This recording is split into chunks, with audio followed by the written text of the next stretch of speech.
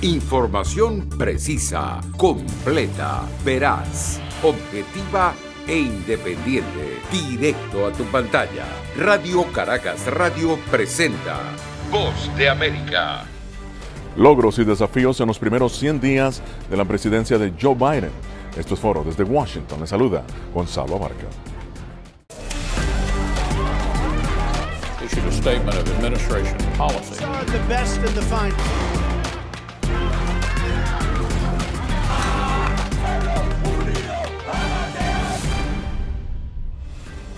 Joe Biden, el presidente número 46 de Estados Unidos, insiste en que los primeros 100 días de su gobierno han sido de logros monumentales en las tres columnas sobre las que se basa su agenda política: economía, salud, inmigración. No todos los expertos concuerdan. En estos primeros 100 días ha firmado decenas de decretos ejecutivos. Su partido logró aprobar el paquete de rescate económico por $1,9 billones y ha hecho asequible la vacuna contra el COVID-19 para 200 millones de estadounidenses. Juzgar un gobierno por su primer trimestre es arriesgado. Sin embargo, el presidente Biden cuenta con históricos niveles de apoyo popular que le permite establecer puentes y también le permite un amplio margen de negociación con sus oponentes políticos. Para los analistas, lo que sí es un hecho en estos primeros 100 días es que Estados Unidos continúa siendo el país de las oportunidades, la libertad, la democracia, el progreso económico y el bienestar ciudadano.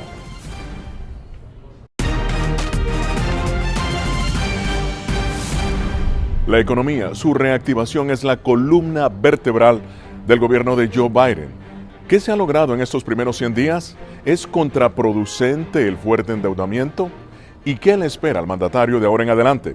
El economista Tulio Rodríguez responde así a estas preguntas. Respondo eso y les respondo inmediato de dónde venimos. Joe Biden ingresa a la Casa Blanca con una agenda de expansión que incluye, número uno, controlar el coronavirus, remodelar la recuperación económica, es lo que vamos a hacer y cuáles son las consecuencias de la pandemia. Tiene un tema muy importante que es revisar toda la política climática y repensar cuál va a ser el poder de las empresas de tecnología que realmente tienen un control muy grande. Pero ¿de dónde venimos? Nosotros venimos de unos años que son bien interesantes y les digo brevemente. Durante Clinton, Clinton disfrutó del pasado porque se cayó el muro de Berlín, se terminó la Guerra Fría, se disolvió la Unión Soviética y todo esto pasó un poco antes, durante o después de su periodo. Eso le permitió que se bajaran los gastos de defensa y tuvo superávit y estaba en el punto correcto de la historia. Cuando pasas a Bush, que tuvo otros 8 años, a Bush le tumban las Torres Gemelas y la primera acción es declarar la guerra, irse a Irak y en deudas en 6 trillones de dólares durante 8 años. Cuando pasas a Obama lo inaugura la crisis financiera, quiebran los bancos a lo largo del mundo, en Europa, en los Estados Unidos, y te endeudas en 8.5 trillones de dólares más durante esos 8 años. Cuando viene Trump, que tiene solo 4 años, bajas los impuestos, generas déficit fiscal, se dispara el coronavirus y tiene 6.5 trillones más de deuda en los Estados Unidos. Eso significa un país mucho más debilitado. Cuando viene Biden tiene 3 meses y queremos juzgar esos primeros 100 días. Quiere establecer unas diferencias en las políticas, pero al hombre lo atrapa el coronavirus porque de ahí es donde parte. Él quiere remodelar toda la infraestructura, pero ¿qué es lo que ha hecho? Bueno, en los primeros 2 meses, en los primeros 3 meses tiene 2 trillones de deuda más porque hay que atacar el coronavirus y tiene 2 trillones de planes para infraestructura. Tienes déficit fiscal, tienes déficit de la balanza de pago y el país tiene 28 trillones de deuda en este momento, la cual tiene que servir. Tulio, ¿tú crees entonces que el plan de estímulo económico fue un error del presidente? No, de ninguna manera. Tú tienes que estimular la economía, pero Biden tiene que concertar, es como un director de orquesta, su agenda de gobierno dentro de su propio partido con sectores que tiene extremos y lograr motivar al menos a una sección del sector republicano. O sea, para que seamos uno, tienes que unir el país. Si Biden logra congraciar voluntades, puede juntar esos sectores opuestos, tiene una opción de notarse un punto importante: el éxito en el manejo de la pandemia en los Estados Unidos, porque hemos sido muy exitosos, no ha sido por ninguna labor gubernamental. Este país funciona independientemente del gobierno, por su gran clase media, por su gran clase empresarial, y eso es lo que tiene que ver el presidente. Un presidente es un seguidor ¿de quién? Como se dice en los Estados Unidos, de sus constituents. Ahora, la relación que puedes hacer entre la vacunación masiva, el plan de salud del presidente Biden y la economía de Estados Unidos? ¿La ves positiva? ¿La ves negativa? El balance en este momento, sin lugar a duda, es un balance positivo porque es el país que más ha progresado en el proceso de detener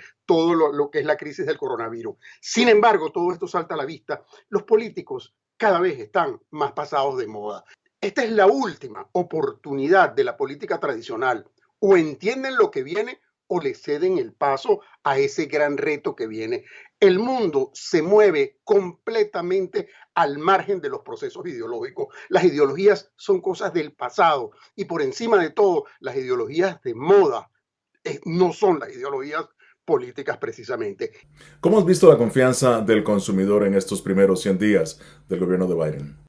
Bueno, en estos primeros 100 días la confianza del consumidor está netamente ligada a la capacidad que tengas para ir a consumir. En la medida que te levantan las restricciones de estar en las casas, en esa medida el consumidor que ha estado mucho tiempo sin poder salir de las casas, tiene un deseo espontáneo de consumir. Por otro lado, a todo el mundo ya en 2 oportunidades le has puesto dinero directamente en el banco, le has enviado un cheque a las casas. Todo eso es una propensión marginal al consumo, que es muy importante. Este es un país de consumo. En la medida que consumimos se mueve toda la economía y lo estás viendo claramente en esa proyección de más del 6% de crecimiento del Producto Nacional Bruto para este año. ¿Qué lectura haces de las promesas que ha hecho el presidente Biden? Promesas solamente, de el masivo plan de infraestructura en Estados Unidos y segundo, todo su enfoque a la energía renovable. El plan de infraestructura no es una promesa nueva, esa promesa ha existido a través de diferentes gobiernos en la historia, lo importante es cómo lo implementes. La parte de las energías renovables, eso es una cosa que, y es importante que lo entiendan los políticos, eso no es un proceso social, es un proceso científico y que se da por el avance tecnológico. Tú hoy en día tienes que todas las empresas automovilísticas, que son de hecho una de las que más contribuyen al proceso de contaminación, todas están pasando a fabricar automóviles que se conducen, que se mueven a través de electricidad. Eso es lo que está marcando la pauta. Los políticos simplemente están siguiendo la pauta que están dando todas estas compañías, porque no solo es la Tesla que lleva el liderazgo, no solo es la Volvo que lleva el liderazgo, sino todas las compañías americanas como la General Motors, la Ford, están sacando todos sus modelos de vehículos eléctricos porque ese es el futuro. Por supuesto, los políticos no tienen otra opción que ir detrás de ese motor de innovación tecnológica. Tulio, la inversión masiva o el endeudamiento de esta administración, ¿tú crees que está comprometiendo futuras generaciones? ¿Cómo se va a pagar esto? Indiscutiblemente que lo está haciendo, lo está comprometiendo por el hecho que lo dice que es masivo, pero en la medida que el crecimiento de la economía, que eso que se llama el GDP, el Gross Development Product, sea mayor en los próximos años, eso es lo que va a absorber la propia deuda. Tú tienes un problema muy grande, que qué es lo que va a suceder con el dólar, qué es lo que va a pasar con los medios de pago, van a ser las criptomonedas las que van a sobreponerse sobre el dólar va a seguir teniendo el lugar de preeminencia. Todas esas cosas son los que van a indicar si este endeudamiento valió la pena. Este país nunca ha sido un país de lucha de clases, ha sido un país de motivación de la sociedad, donde todos sus sectores cada vez tienen mejor bienestar, mejor capacidad de vida. Eso es la base del gran sueño americano. Si tú sesgas eso y lo conviertes en un país de lucha de clases, como algunos líderes contemporáneos sugieren, y lo has visto en algunas de las prédicas, entonces tendrás otra situación. Pese a cumplir su promesa de que en los primeros 100 días de su gobierno se podrían vacunar 200 millones de estadounidenses contra el COVID-19, lo cierto es que el presidente Biden aún se mantiene a la defensiva. La pandemia demuestra ser un enemigo que continúa golpeando al país. El doctor Elmer Huerta analiza así la política de salud de Biden en estos primeros 100 días. Yo diría que en general es positiva. Es positiva la labor que está haciendo esta nueva administración con el señor Joe Biden. Comparando con lo que se hizo el año pasado, que fue realmente negativo. Es más, la administración del señor Trump, que con respecto a la ciencia y a la evidencia fue completamente nefasta a esa administración. Yo creo que lo que ha hecho esta administración del señor Biden es volver a valorar la ciencia, volver a valorar la evidencia, volver a valorar a los expertos que guíen lo que se llaman políticas de salud. Es importante que los televidentes entiendan que la salud tiene dos esferas completamente diferentes, pero entrelazadas entre ellas. Una es la esfera de la política pública, la salud pública. Y al decir política pública estamos hablando de políticos. Y la otra es la esfera individual, del comportamiento individual de las personas. Entonces, en términos de pandemia, lo que habíamos tenido antes con el señor Trump era una política pública no basada en ciencia y en evidencia. Ahora la tenemos. Como consecuencia de que el señor Trump no tuvo esa política pública basada en ciencia y evidencia, es que el país se dividió. Y llegamos a la ridiculez de considerar que una mascarilla, que es un elemento de salud pública, se convirtió en un signo de militancia política. ¿Crees que el gobierno de Biden ha olvidado un poco enfocarse en campos como en el tuyo, en la oncología, debido a la pandemia?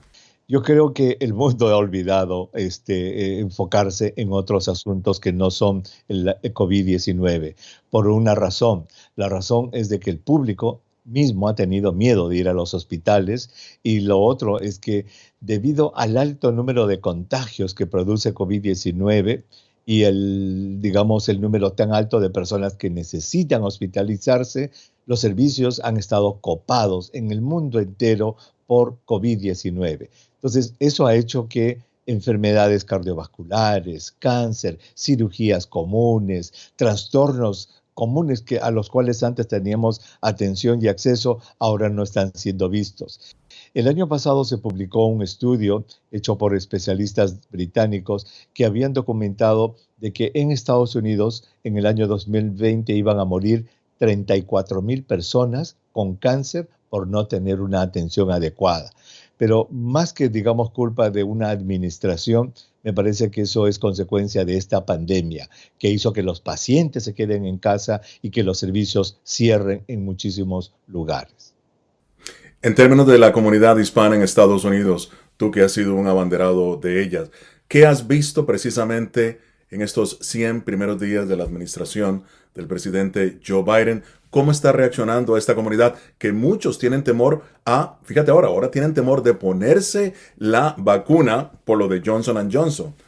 Así es, yo creo que en estos 100 primeros días, lo que he notado en mis programas de radio y televisión son los dos polos opuestos. Uno, una enorme preocupación de la gente que sí se quiere vacunar y se preocupa por vacunarse, y me hacen infinidad de preguntas sobre la vacunación, los efectos secundarios, las ventajas, desventajas. Están atentos a términos como la eficacia, la efectividad de las vacunas, pero obviamente hay otro grupo de personas que todavía tienen ese temor y todavía manifiestan, y me lo dicen en el aire, que no se quieren vacunar y que están muy, muy reacias a hacerlo.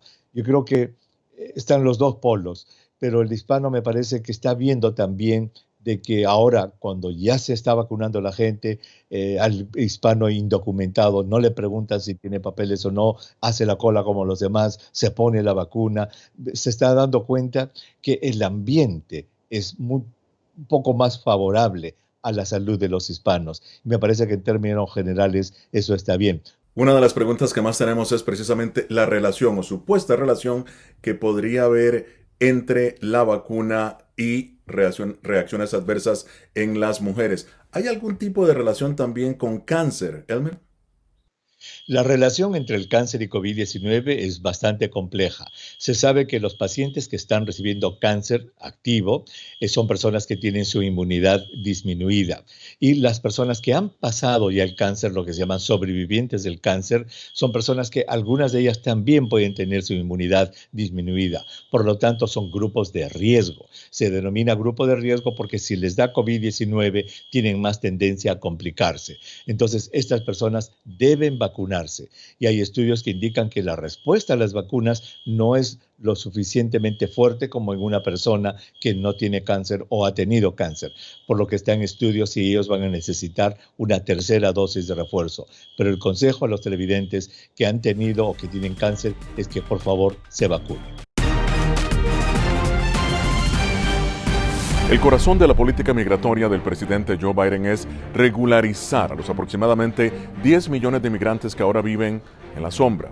Pero el constante flujo de migrantes que continúan llegando a la frontera presenta un abrumador reto para el presidente, que prometió una política humanitaria. Manuel Orozco, experto en migraciones y economía, sopesó así la política migratoria del presidente Biden en estos primeros 100 días. Bueno, yo creo que la respuesta es que la está cumpliendo. Es una tarea bastante formidable, con muchos retos, pero por lo menos la agenda que se propuso, que es bastante ambiciosa, ha logrado cumplir muchos de los objetivos que se propuso, desde empezar el primer día con la eliminación de las restricciones a ciertas nacionalidades de entrar al país, hasta proponer un proceso de regularización legal a ciertas categorías de inmigrantes, como los que están bajo el Temporary Protected Status, los chicos de DACA y también algunos inmigrantes trabajadores agrícolas.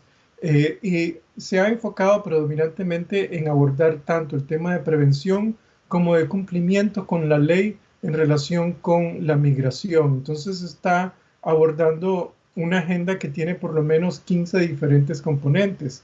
¿A qué se debe esta crisis en la frontera en ese momento entonces?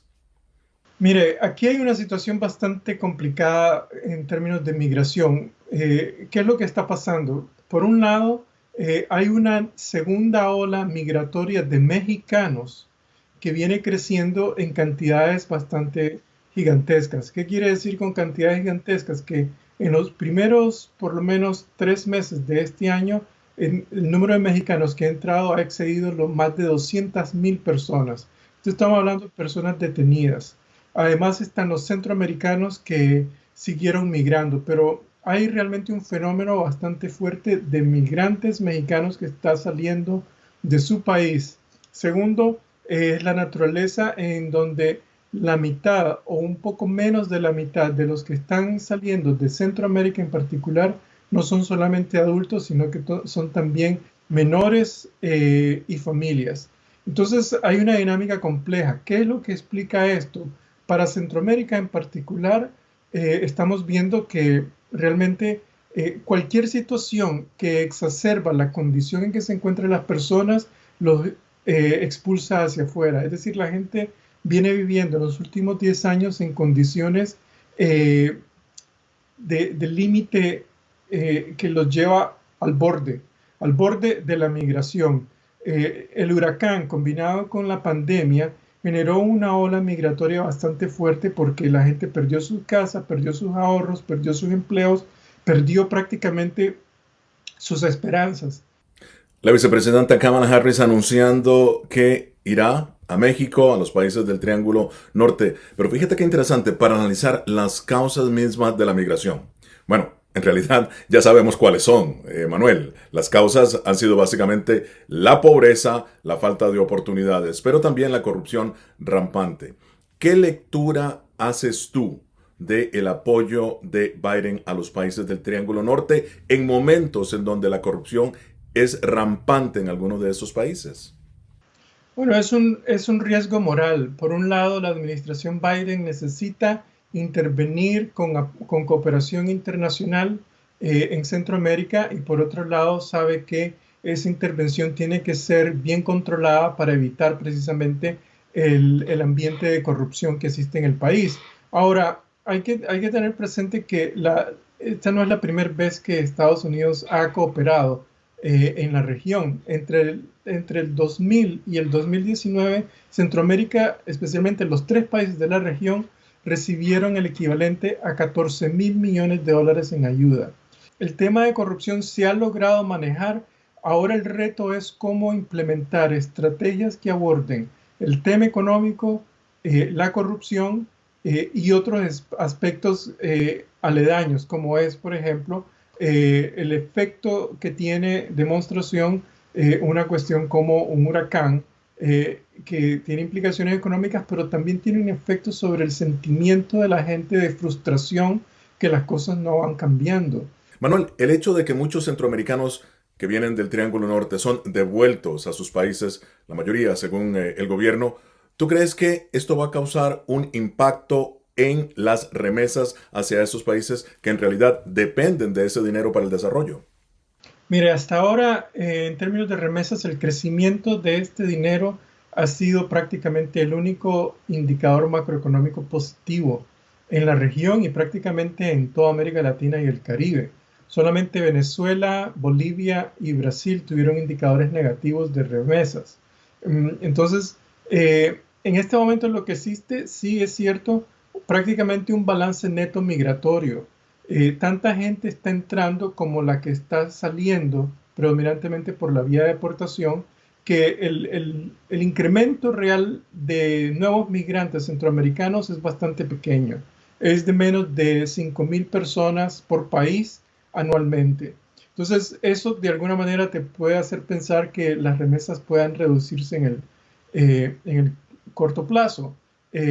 Yo creo que una de las consideraciones que está haciendo esta administración es pensar en cómo apalancarse en la transparencia de dinero para implementar estrategias de desarrollo que permitan crear autosostenibilidad en el largo plazo con el ahorro que genera este dinero, junto con programas de, por ejemplo, de migración temporal. Pueden garantizar la continuidad del dinero, pero esta vez con un impacto más directo en el desarrollo económico. Finalmente, Manuel, si tuvieras que hacer política pública para esta administración, ¿cuál sería la meta en la que se debe enfocar? Bueno, yo creo que hay predominantemente 3 prioridades. Primero, es la del apalancamiento de las remesas como una fuente de ahorro externo que permita apalancarse para invertir en la región, invertir predominantemente en modernizar y hacer más competitivo el sector informal que está compuesto de 3/4 de la economía del país. Esa es una de las causas fundamentales, estructurales, de la poca creación de riqueza, del bajo crecimiento económico y de la migración. En segundo lugar, no hay que ignorar que realmente existe una demanda de mano de obra en Estados Unidos de centroamericanos y por lo tanto implementar el programa de visas como el de H-2B, que se especializa en trabajo de mano de obra poco calificada. Y en tercer lugar, introducir mecanismos de integración, de integridad fiscal y financiera que te permitan controlar los problemas de corrupción desde el lado de la demanda. Esas 3 prioridades son importantes. Y un cuarto elemento que es subsidiario es el de introducir subsidios de corto plazo para aliviar la condición de muchas personas que han sido afectadas por la pandemia, así como también por los huracanes, porque la situación es bastante complicada. No estamos hablando de 200,000 personas, estamos hablando de más de 1 millón de personas que han sido afectadas por estos huracanes. Así que yo creo que esas podrían ser algunas de las prioridades de esta administración y de los países de Centroamérica sobre cómo lidiar con sus condiciones económicas. Una entrevista a Manuel Orozco, experto en migraciones y estabilidad económica. Llegamos así al final de esta edición de Foro de la Voz de América. Desde Washington les habló Gonzalo Abarca. Nos vemos la próxima semana con el análisis más allá de los titulares. Información precisa, completa, veraz, objetiva e independiente. Directo a tu pantalla. Voz de América en RCR 750.